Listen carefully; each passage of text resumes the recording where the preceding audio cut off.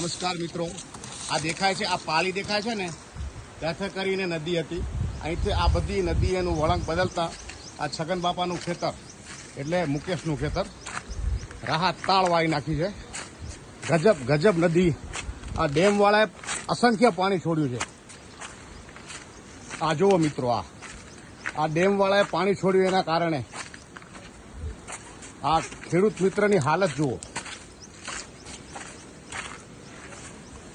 માથે હાથ દઈ રોવા સિવાય બીજો કોઈ વારો જ નથી આના અંદર.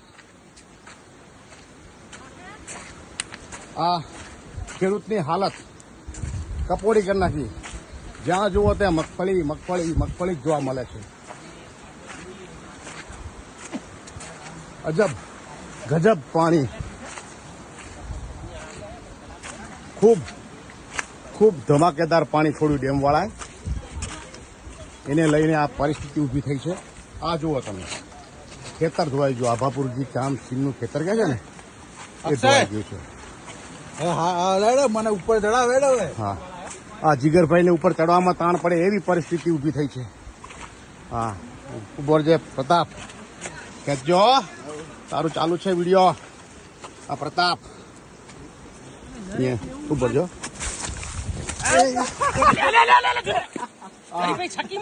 અરે શું જતો રે, મેં કીધું મને ખેંચી જ નાખેલા.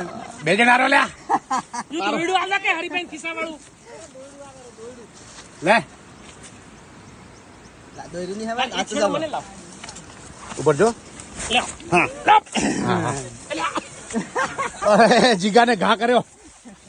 આ ભાઈ આટલું જ ખેતર રહ્યું છે. આ જોઈ લો, આ દશા. આ માત્ર 50 ફૂટ ખેતર રહ્યું છે. આ 50 ફૂટ. અહીંયા લોકો મગફળીની મોજ કરી રહ્યા છે, જેવા કે વિનુભાઈ. આ જોઈ લો, આ છગન બાપાને હાર્ટ ઉપર હાઈ બીપી થઈ ગયું છે. હાય, કારણ કે આ સીધો આવ્યો ને, આ સીધા પછી રામભાઈનું છે. અહીંયા રામભાઈનું ખેતર. બસ આટલું જ રહ્યું છે. પૂરું ખેતર તહેસ નહેસ. આ નિશાની બચી છે માત્ર, બાકી બધું તહેસ નહેસ. આ ડેમવાળાને લીધે ડેમવાળાએ અસંખ્ય પાણી છોડ્યું છે. કોઈ પણ જાણ વગર ખેડૂતની હાલત ખરાબ કરી નાખી. અહીંયા તો રામભાઈનું ખેતર પણ ખવાઈ ગયું. આગળ આપણે આગળ જઈને આગળનો વિડીયો જોઈશું. ત્યાં સુધી રાહ જોજો. આવો હાલ આવ્યો છે મિત્રો. 11 વાગે ખબર નથી પડતી. આ જો આ દશા ખેડૂત મિત્રોની. આ અહીંયાથી મુકેશભાઈ પુંજાભાઈનું ખેતર પૂરું થઈ અને રામભાઈના ખેતરમાં કરી ગઈ નદી. આ અહીંયા 3 ફૂટ રામભાઈનું પણ લઈ લીધું છે. 3-4 ફૂટ. હા, આ અહીંથી બહુ જ ખતરનાક પરિસ્થિતિ છે. ખેડૂતને રોવા સિવાય કાંઈ છે જ નહીં. શું કરે ખેડૂત? કુદરત આગળ લાચાર છે. સરકારને વિનંતી છે, આના માટે કંઈક વિચારે. બહુ જ ખરાબ પરિસ્થિતિ છે. બહુ જ ખરાબ પરિસ્થિતિ. આ માત્ર ને માત્ર બોર રહ્યો છે. બોર તમે જુઓ, આ બોર છે.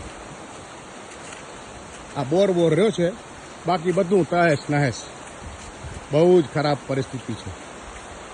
ડેમવાળાએ અસંખ્ય પાણી છોડવાના કારણે આ નદીની અંદર ઘોડા પૂર આવ્યું. 1973માં આવું પૂર આવ્યું. તો એના પછી આજે 53-54 વર્ષ પછી આવું પૂર આવ્યું અને ખેડૂતને પાયમાલ કરી નાખ્યા. સરકારને વિનંતી છે, તમે આના પાછળ કંઈક વિચારો.